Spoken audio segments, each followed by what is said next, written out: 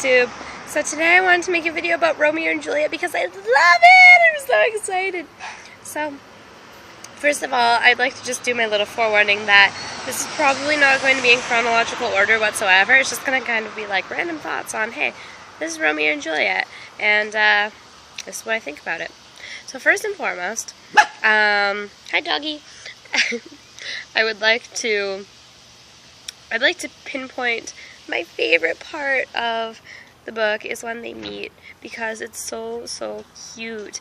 And yes, I think that it's probably lust instead of love. Over the course of 5 days, they end up getting married after seeing each other at a ball. I'm thinking that they didn't fall for each other the same way that, you know, a married couple today would. But, I mean, they see each other at the ball. Essentially what happens is, you know, Romeo is trying to get over Rosaline, and he's like, oh, she's never gonna love me, I'm never gonna find anyone else. But then, bam! Juliet is right there. He sees her, he's like, hot damn. That is the chick I want to marry. And it happens. He goes up to Juliet, he dances with Juliet, and they kiss. And then they kiss again.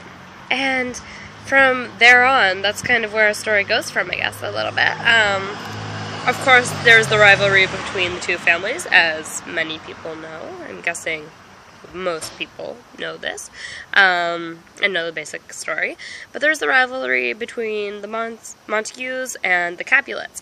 And so, basically, you know, Romeo and Juliet fall for each other. And they think they're in love. It's probably, you know, lust more so. But they want each other, they're married, eventually die over each other. But I just think that the initial meeting between the two is kind of like one of those moments of, yeah, that was pretty cute to read. So another point that I'd like to bring across is that regardless of what Taylor Swift says about throwing pebbles and what people do because they think that pebbles were thrown, they weren't in the original writing of the play. As far as I know, from what I have been reading, there were no pebbles thrown. So, for those of you who are like, oh my god, Romeo and Juliet, I'm gonna be romantic, throw some pebbles on the balcony and have one of those moments, no, you're just pulling out of what some people did on stage when they were performing it, but it's not necessarily what actually happened. So I would just like to point that out right there. If you are going to be reading the book or, you know, going along with it in any which way, actually read it instead of assuming that the Taylor Swift song is actually correct, because a lot of it isn't exact to the story. Anyway, aside from that, another point that I would like to pull across, my third point of the day, is that not all things can be good in life, I guess. You know, of course, we look at Romeo and Juliet as one of the greatest love stories that was ever written, even though it was A, probably a story of lust and not love, and B, the fact that they both killed themselves at the end. Now, some may say, well, they killed themselves over each other because they were just so in love that they couldn't be apart. However, I think that any love story that we look at today as a typical love story,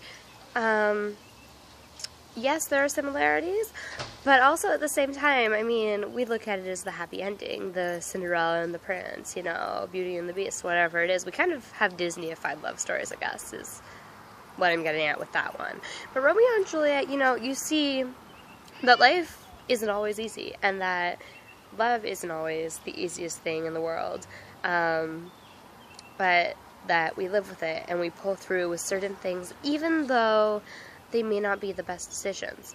So, between both Romeo and Juliet, there is that spark, the chemistry of lust, and to a degree we see it as love.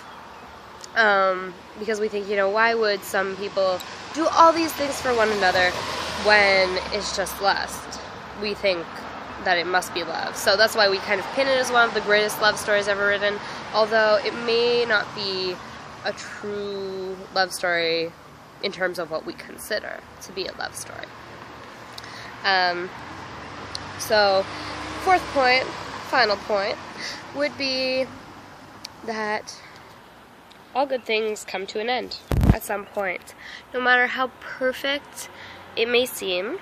And I don't mean to sound like a total, mean, awful person here, but I mean, it shows us the truth of that. It shows us that, they had that really great seeming desire for one another and the spark and all these things, but at the end, they die because they kill themselves over each other, long story short. So even though we have this great passion firing between the two of them, that doesn't necessarily mean that it's going to last forever, because nothing does at all. So I think that that's another thing that Shakespeare was trying to maybe get the audience or the reader of the play to get out of his work. And of course, there are those debates saying, did Shakespeare really write all of them, blah, blah, blah, blah, blah.